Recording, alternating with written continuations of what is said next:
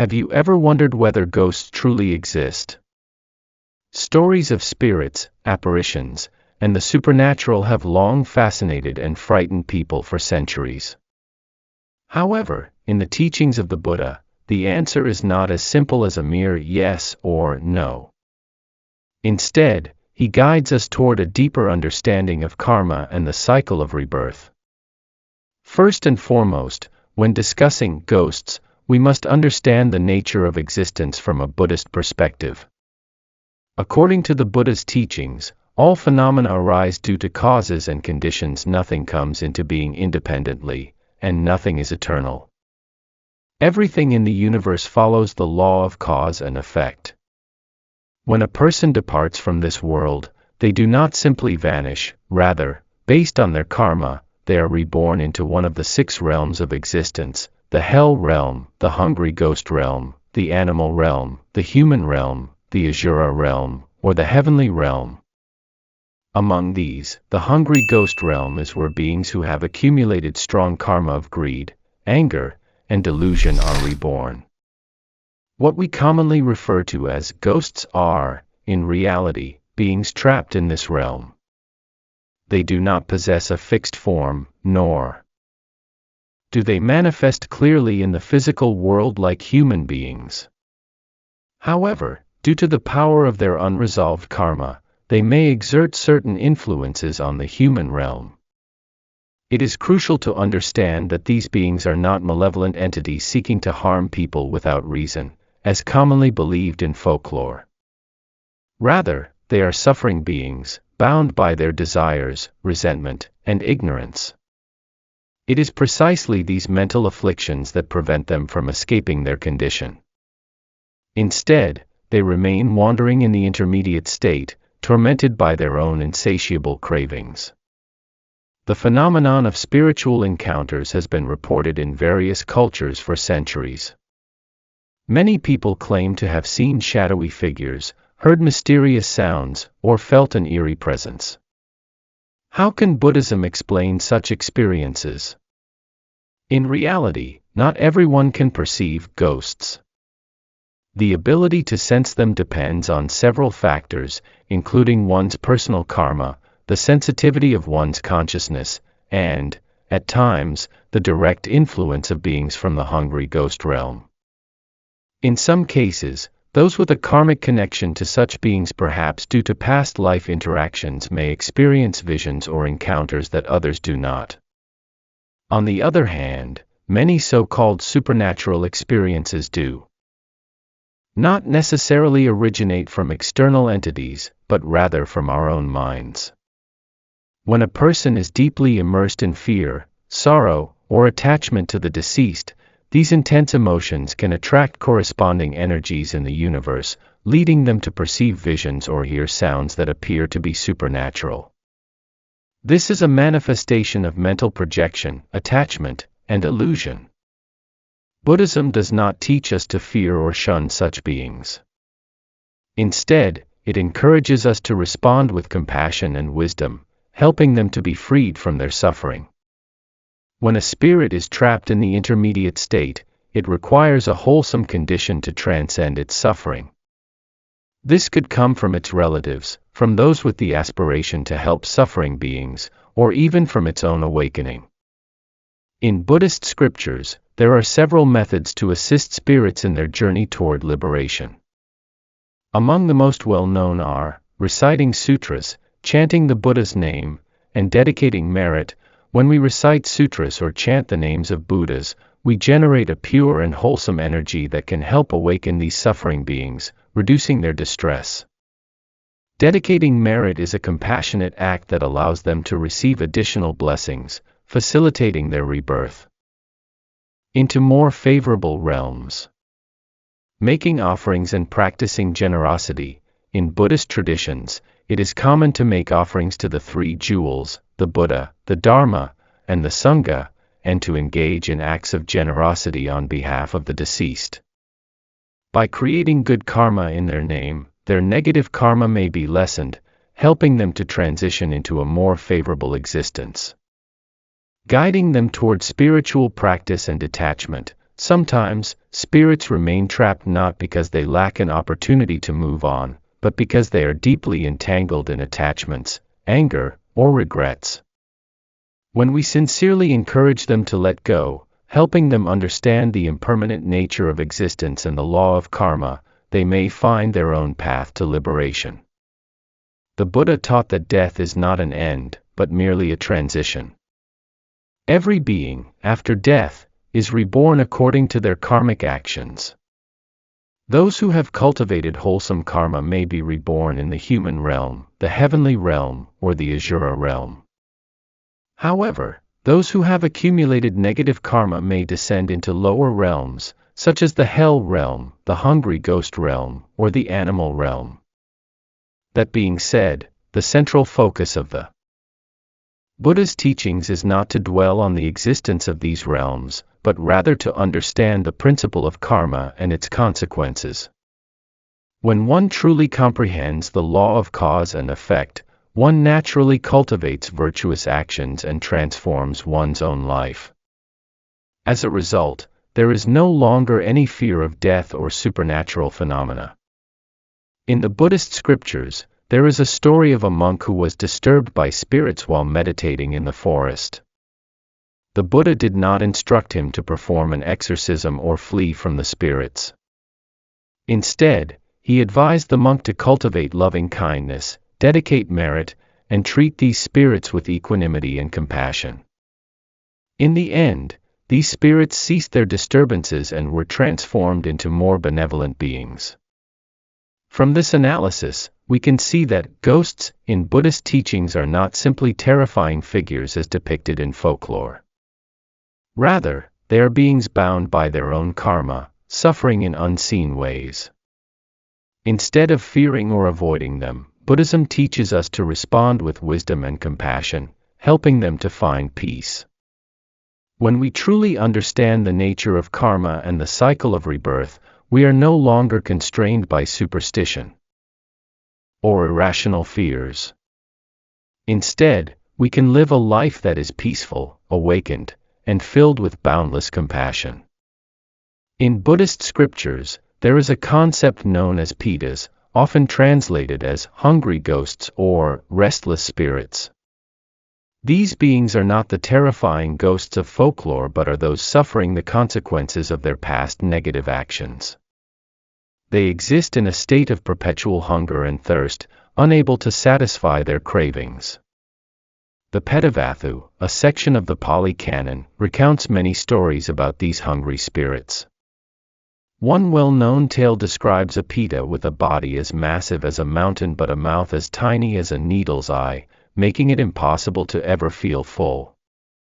This is not a punishment inflicted by any external force, but rather the natural result of the karmic deeds they committed. In Buddhist teachings, all beings within the 6 realms of existence are shaped by karma. Every action, word, and thought generates karmic consequences that determine where one is reborn after death. Those who cultivate wholesome karma may be reborn in the human or heavenly realms, experiencing great fortune.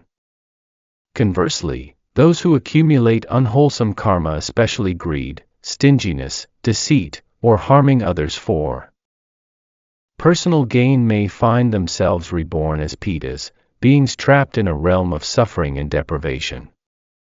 The realm of pitas is not a fixed location, as some might imagine a hellish underworld to be. Rather, it is a state of existence dictated by one's karmic energy. The forms of these beings reflect the nature of their past deeds.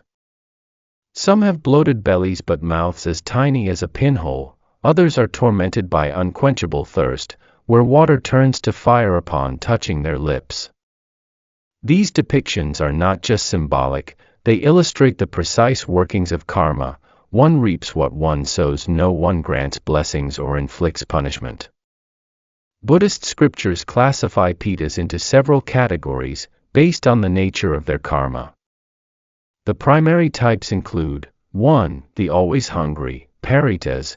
This is the most common type of pita, suffering from eternal hunger and thirst. They see food before them but are unable to consume it. If they do, it transforms into fire or filth. These beings were once misers in their human lives, hoarding wealth, refusing to share, and exploiting others for personal gain. 2. The scorched and burning, kapapasa. These spirits suffer not only from hunger, but also from an unending thirst that burns them from within. They may see water, but as they approach, it evaporates, or turns to boiling embers. These beings were once those who inflicted suffering on others, such as those who killed for pleasure or fueled hatred that brought misery to many. 3. The sustained by offerings, Bhattavasesikas. Unlike other Pitas, these beings are able to receive sustenance, but only through the merit dedicated to them by the living. They often appear in dreams, pleading with relatives for offerings. According to Buddhist teachings, if the living perform acts of charity and dedicate the merit to them, these spirits can receive relief from their suffering and may even be reborn in a better state. 4. The monstrous and frightening, Kalakanjaka. These Pitas possess horrifying appearances, their bodies deformed and grotesque, carrying the scars of their past misdeeds.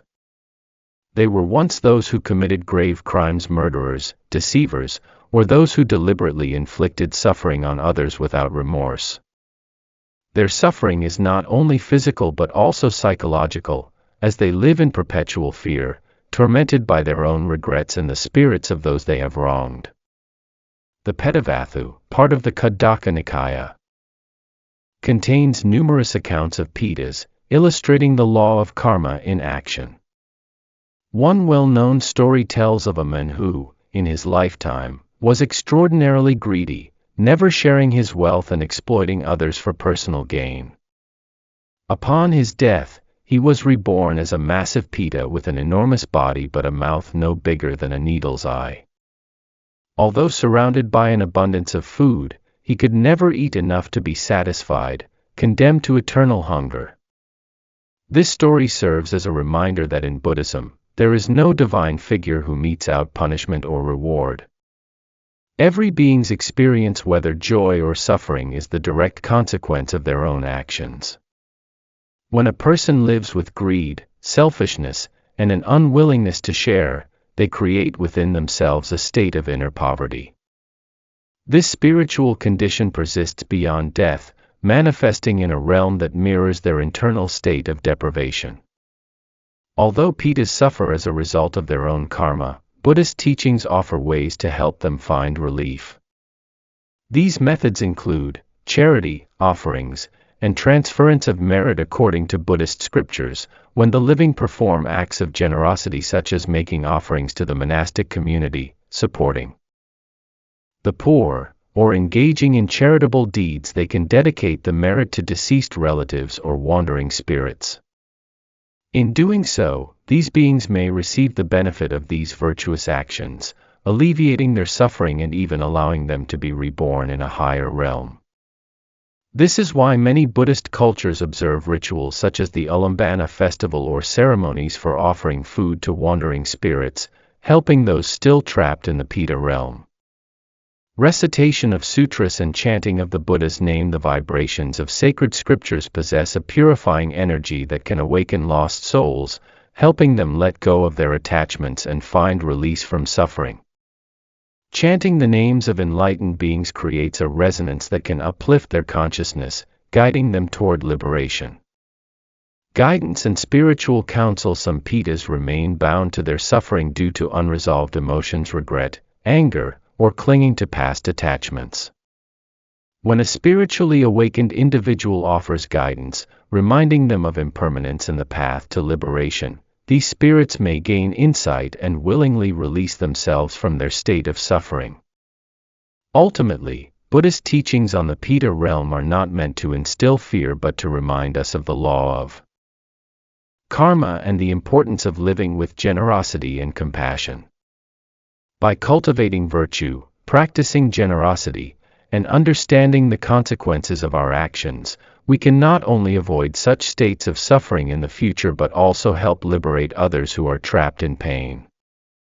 In this way, we embody the spirit of the Dharma, living a life of wisdom, kindness, and boundless compassion. the Buddha taught that we can help these hungry spirits through the transference of merit. When we perform virtuous deeds such as acts of generosity, observing moral precepts, or practicing meditation, we can dedicate the merits of those actions to the departed. This is not merely an act of compassion but also a practice that reinforces the interconnectedness of all beings.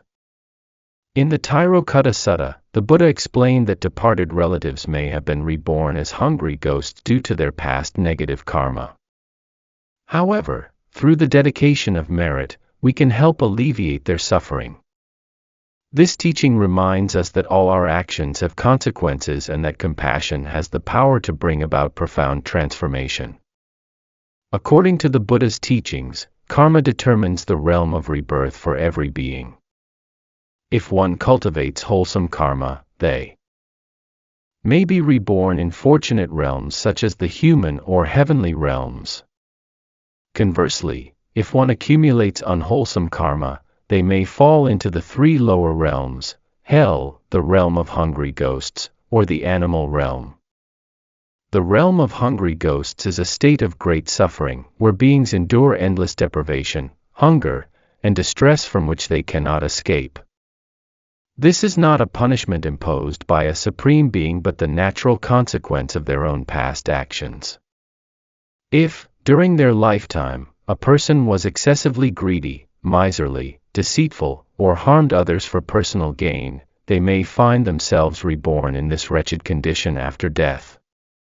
However, karma is not fixed or unchangeable. The Buddha taught that karma can be transformed through the cultivation of virtue. When the living engage in spiritual practice, offering generosity, making offerings to the monastic community, upholding moral precepts, meditating, and then dedicating the merit to suffering spirits, these beings may receive the benefits and experience relief from their suffering. This embodies the compassionate spirit of Buddhism, not only seeking liberation for oneself but also helping others who are trapped in states of suffering. In the Tirokutta Sutta, found in the Khuddaka Nikaya, the Buddha provided guidance on how to assist departed beings, particularly relatives who remain bound in the realm of hungry ghosts. The sutta describes how certain spirits wander about, lingering near the homes of their living relatives, unable to partake in the joys of the human world. They cannot eat the delicious food their family enjoys, nor can they wear warm clothing, for they no longer exist in the human realm. Due to the negative karma they accumulated in their past lives, they now suffer in the form of hungry ghosts, enduring perpetual hunger and destitution. However, the Buddha revealed that if their living relatives engage in acts of charity, offering alms to monks, performing meritorious deeds, and then dedicating the merit to the departed, the suffering spirits can receive these merits. As a result, their karmic burden may be lightened, their suffering eased, and they may attain rebirth in a more favorable realm. In Buddhist teachings, generosity, dana, is one of the most fundamental virtues, benefiting not only the giver but also the recipients, including suffering spirits. There are three main types of generosity. 1. Material generosity, amisa dana, giving material goods such as food, clothing, money, or medicine. This is the most common form of generosity and can bring blessings to both the living and the departed when merit is properly dedicated. 2. Dharma generosity, Dhamma dana, offering the gift of spiritual teachings, guiding others toward understanding impermanence, suffering, and non-self, thereby helping them transform their suffering. 3. Fearlessness generosity, Abhaya dana, providing protection, comfort, and support to those in distress, helping them overcome fear, anxiety, and suffering. When such acts of generosity are performed with a sincere heart and dedicated to the departed, those spirits can receive the benefits of these meritorious actions. This is why, in Buddhist cultures, special ceremonies such as Ulambana, Ghost Festival, and ancestral memorial services are observed, where families perform acts of generosity and make offerings to monks, dedicating the merit to their deceased ancestors, wishing them liberation from suffering. However, it is not enough to dedicate merit to others. Each person must also cultivate their own spiritual practice to transform their own karma. Moral discipline, sila, protects one from engaging in unwholesome actions, preventing the creation of negative karma that could lead to rebirth in realms of suffering. Meditative concentration, samadhi, purifies the mind, allowing one to overcome attachments, hatred, and delusions, the root causes of negative karma. Wisdom, panna, enables one to understand the law of cause and effect, to see the impermanence of all things, and to let go of greed, anger, and ignorance, the very forces that perpetuate suffering. The Buddha taught that all beings within the 6 realms of existence share deep karmic connections. Our loved ones in this life may have been our parents, siblings, or friends in past lives. Therefore, when they suffer in unfortunate states, if we have the ability to assist them, we should cultivate compassion and dedicate merit for their benefit. Moreover, helping hungry ghosts is not only an act of kindness toward the departed but also a means of cultivating virtue within ourselves. By practicing generosity, making offerings, upholding moral precepts, and engaging in meditation, we not only help the suffering spirits but also plant the seeds of wholesome karma for our own future, avoiding the paths of suffering. If people in everyday life cultivate virtue, practice generosity, and support one another, they not only reduce suffering for the departed but also contribute to a more harmonious and compassionate world. This is the deeper meaning behind transforming karma and the path to liberation, as taught by the Buddha. One of the key points in the teachings of the Buddha is that the mind plays a crucial role in shaping our reality. He taught that the mind leads, the mind governs, the mind creates. This means that the way we perceive the world is dependent on the state of our mind. The nature of the mind in Buddhism is not simply about fleeting thoughts or intellectual activities, but rather the continuous flow of consciousness, connected to karma and rebirth. The mind itself has no form, but it is the decisive factor in all the experiences we have in this life and in future lives. Therefore, practitioners always emphasize the importance of observing the mind, for when the mind is purified, wisdom opens up, and the path to liberation becomes clear. The Buddha taught that all phenomena we perceive arise from the mind. The mind is like a mirror reflecting reality, but when obscured by ignorance, craving, and attachment, the reflection becomes distorted, not in accordance with the truth.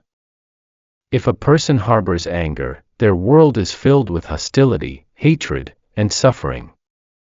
If a person is greedy, they will always feel a sense of lack, no matter how much wealth they possess. In contrast, a person with a compassionate mind will see a world full of love, kindness, and empathy. Thus, when we speak of the spiritual realm, we should not think of distant realms or mystical beings outside of ourselves, but rather understand that it is the mind that creates such realms. In many cultures, there are stories of heaven, hell, ghosts, and wandering souls. However, from the Buddhist perspective, these realms are not fixed spaces but expressions of the mind. Heaven, deva, arises from a pure mind, filled with goodness and blessings. When a person's mind is joyful, compassionate, and wise, they can experience bliss similar to the heavenly realms even in this life. After death, if their merits are sufficient, they may be reborn into such peaceful realms. The realm of hungry ghosts, pitas, arises from the mind of greed, selfishness, and stinginess. A person who is consumed by insatiable desire in their life may experience a realm of hunger and deprivation after death. Hell, Naraka, is not a place where a god punishes the wicked, but rather an expression of the mind filled with suffering, anger, and regret. When the mind is trapped by resentment, fear, or guilt, one creates their own hell within their own consciousness. We can see this clearly in real life. When a person lives in torment, suffering from their own mistakes, they feel as if they are burning in hell. On the other hand, when a person lives with peace and selflessness, they perceive life as a heavenly realm. Thus, spiritual realms are not something mysterious or supernatural, but actually states of mind that each person experiences. When the mind is transformed, the realm also changes. When we engage in deep meditation, our consciousness can expand, and we may experience different spiritual realms. Many practitioners, during meditation, have seen strange images, heard sounds with no clear source, or felt the presence of invisible entities. However, the Buddha emphasized that these experiences should not be taken as proof of the existence of ghosts or other worlds. Instead, they are evidence of the flexibility and potential of the human mind.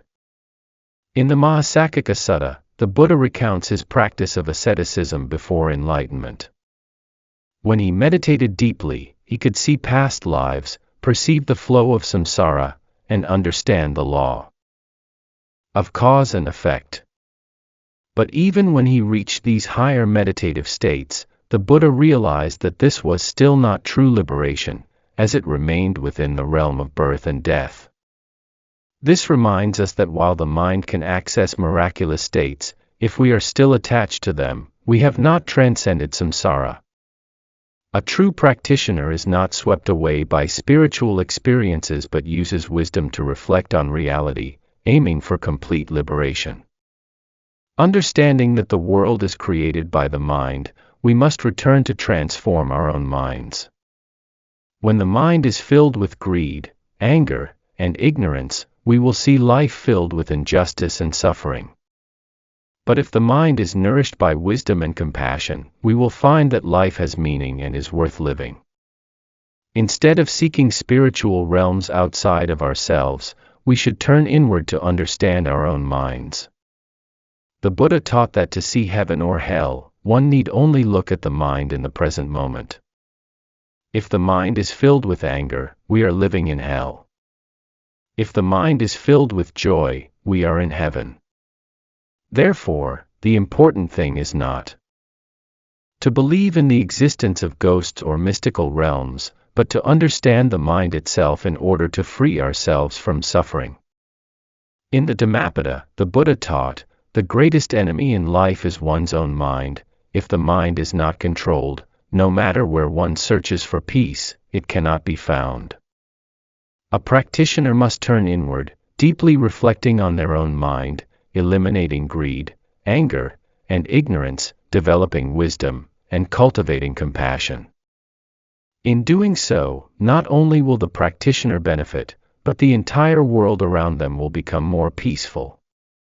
This is the path to true liberation, transcending all illusions of the spiritual realm and returning to the ultimate truth as taught by the Buddha. The path of the Buddha is not about hunting down demons or proving the existence of the spiritual world.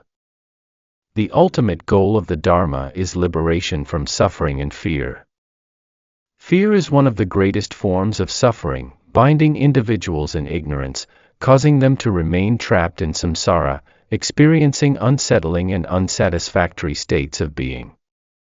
If we do not understand the true nature of fear, we will live our lives in anxiety, confusion, and uncertainty. Fear is not an external entity, it is the trembling of the mind when facing the unknown, the uncontrollable, or anything that contradicts our desires. When the mind is still clouded by ignorance, clinging to the body and external things, we fear loss, suffering, death, and the invisible world. But when wisdom arises, we see clearly that all phenomena are impermanent, dependent on causes and conditions, and nothing is truly worthy of fear. The Buddha taught that fear arises from ignorance, from not understanding the true nature of life and death. When one is not clear about karma, rebirth, and dependent origination, they are easily swayed by mystical phenomena and believe in supernatural forces without the wisdom to contemplate the truth. People in the world often fear for various reasons: fear of losing what we have, people constantly worry about losing their wealth, reputation, or status. But in truth, all of these are impermanent, arising and passing away according to causes and conditions. The more we try to hold on to them, the more we suffer. Fear of death, because they do not understand samsara or what happens after death, people fear this inevitable event. But the Buddha taught that the body is merely a part of the cycle of birth and death, while the mind continues according to its karmic forces. If one has created good karma, why should they fear? Fear of the mystical. Many fear ghosts, deities, or unseen forces. But when we understand that all phenomena are created by the mind and are inseparable from cause and effect, we will no longer fear them. Thus, the root of all fear lies in the mind's attachment and delusion, not recognizing the true nature of life. To overcome fear, wisdom is required. And to cultivate wisdom, mindfulness is essential. Mindfulness is the awareness that sees reality as it is, without addition or subtraction, unaffected by emotions or imagination. The Buddha taught, mindfulness is the path to immortality.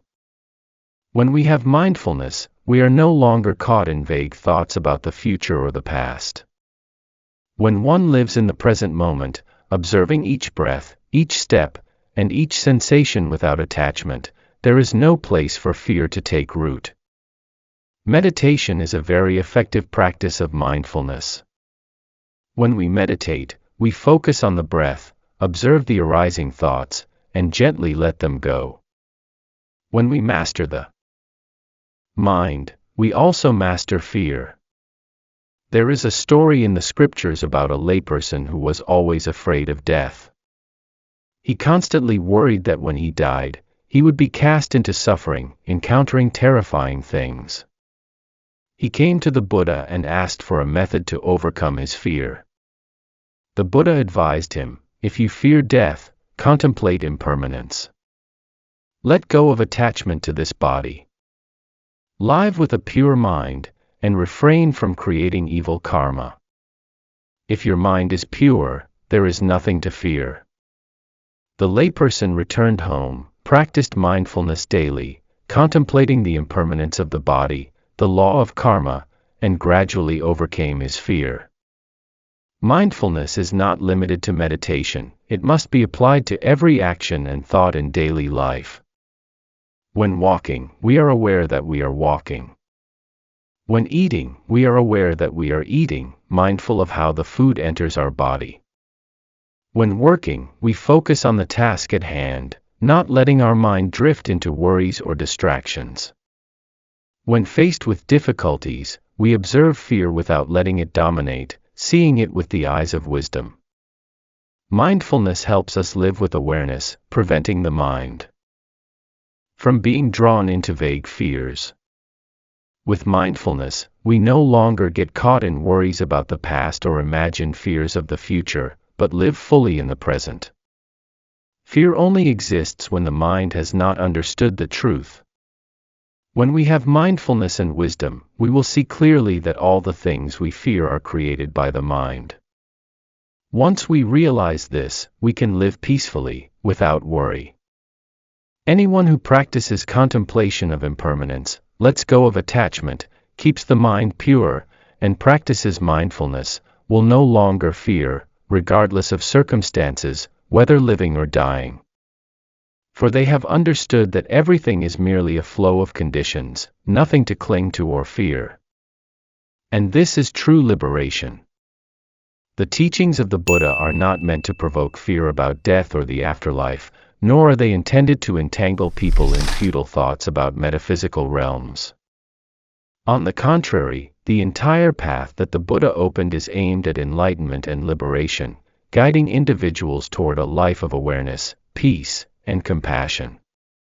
Many people, when learning about the Dharma, often focus on stories about samsara, karma, or the realms after death, forgetting the most important thing, the present moment. The Buddha did not encourage us to be overly concerned with past or future lives, but emphasized that the most important moment is right now, because only in the present can we change ourselves, cultivate good karma, and live a meaningful life. Awareness, mindfulness, is the core element of the Buddha's teachings. Mindfulness is not just a meditation technique, it is a way of living. When a person knows how to live mindfully, they will not let their mind be swept away by futile thoughts, will not chase after excessive desires, and will not be bound by worries or afflictions. Living with mindfulness means always being clear about what you are doing, thinking, and feeling in each moment. This helps us break free from unconscious reactions and prevents negative emotions from controlling us. An unmindful person can easily be led by anger, driven by greed, or blinded by ignorance. But a mindful person is different. They always return to self-reflection, clearly see what is happening in their mind, and act accordingly, with virtue and wisdom. In the 4 foundations of mindfulness, the Buddha taught that we must practice mindfulness in 4 areas. 1. Body. Observing our actions, behaviors, and movements in every small detail, from walking and eating to sitting and lying down. 2. Feelings. Being aware of the sensations arising in body and mind, such as joy, sorrow, pain, or peace, without letting them control us. 3. Mind. Observing our thoughts, recognizing whether the mind is filled with anger or compassion, greed or contentment, anxiety or tranquility. 4. Dhamma. Looking deeply into the nature of things, understanding that everything is impermanent, and nothing can truly be grasped or held. When a person practices mindfulness in these 4 areas, they gradually let go of mistaken perceptions and no longer cling to what is inherently unreal. As a result, they achieve a steady mind, undisturbed by external fluctuations, no longer swayed by the afflictions of ignorance. In addition to mindfulness, one of the most important virtues the Buddha always emphasized is compassion. He taught that a person with compassion has a broad heart, harboring no hatred, wishing no harm upon anyone. Compassion is not merely a simple feeling of sympathy, but a deep understanding that all beings are suffering, which leads to the arising of the wish to help them. Many people think that caring only for themselves is sufficient, but in truth, the more selfish a person is, the more they suffer. When the mind is always fixated on me, they easily feel hurt, become trapped in jealousy, envy, and competitiveness. But when the heart is open, knowing how to love others, help them, and forgive them, they too experience peace. In the Anguttara Nikaya, the Buddha taught the 4 immeasurable states, the 4 Brahmaviharas. 1. Loving kindness, metta, wishing that all beings may be happy and at ease. 2. Compassion, karu, sharing the suffering of others and wishing to help them overcome it. 3. Sympathetic joy, mudita, rejoicing in the happiness of others, free from envy or resentment. 4. Equanimity, upekkha, maintaining a balanced mind in the face of ups and downs, not attached to likes or dislikes, nor to superiority or inferiority. A person who practices the 4 immeasurables will always have a peaceful and joyful life. They are no longer harmed by anger, nor clouded by petty calculations or grudges. When we understand karma, we know how to live responsibly. The Buddha taught that every action, word, and thought we have creates corresponding results. If we sow good seeds, we will reap good results. If we sow bad seeds, we cannot expect a favorable outcome.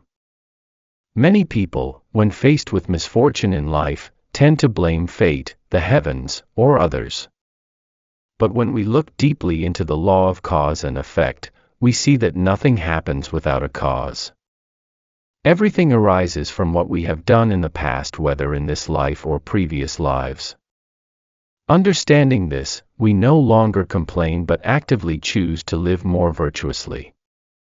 We understand that if we want a better future, we must plant good seeds right now. Living with mindfulness, compassion, and understanding karma is the path to liberation. The Buddha did not tell us to search for happiness in another world, nor did he ask us to wait for some miraculous event. He taught that happiness and liberation lie within the way we live each day.